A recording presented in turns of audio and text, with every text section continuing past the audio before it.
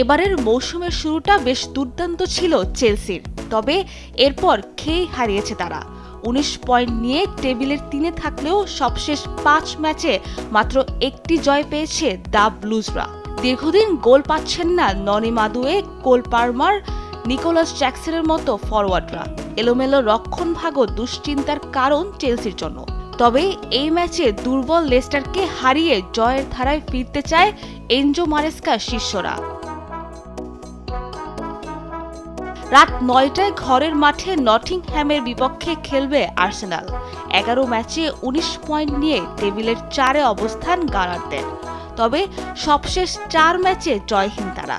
এবারের মৌসুমে এলোমেলো আক্রমণ ভাগ বেশ ভোগাচ্ছে আর্সেনালকে।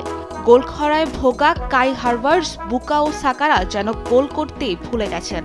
তাই পয়েন্ট টেবিলে নিজেদের অবস্থান শক্ত করতে হলে নটিংহ্যামের বিপক্ষে ভালো খেলার পাশাপাশি জয়ের কোনো বিকল্প নেই মিকেল আর্টেটা বাহিনীর।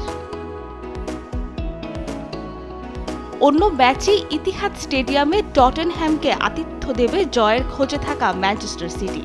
প্রিমিয়ার লিগে সবশেষ ২ ম্যাচে বোর্নমাউথ এবং ব্রাইটনের মতো দুর্বল দলের কাছে হেরে বেশ খানিকটা ব্যাকফুটে সিটিজেনরা। টানা হারে লিভারপুলের কাছে শীর্ষস্থানও হারাতে হয়েছে পেপ গার্দিওলার শিষ্যদের। তাই টটেনহ্যামের বিপক্ষে জয় ছাড়া অন্য কিছু ভাবছেন না ম্যান সিটি। এদিকে রাত ২টায় লা লিগায় স্তাদিও বালাইডো স্টেডিয়ামে সেল্টা ভিগোর বিপক্ষে খেলবে জায়ান্ট বার্সেলোনা। এবারের মৌসুমটা দুর্দান্ত কাটছে কাতালানদের। ১৩ ম্যাচে ৩৩ পয়েন্ট নিয়ে টেবিল টপার তারা। রাফিনিয়া, লেভানদোভস্কির প্রতিপক্ষের জালে রীতিমতো গোল বন্যা বইয়ে দিচ্ছেন। পাশাপাশি শক্তিশালী রক্ষণভাগ বেশ ভরসা যোগাচ্ছে হ্যান্সি ফ্লিক শিষ্যদের।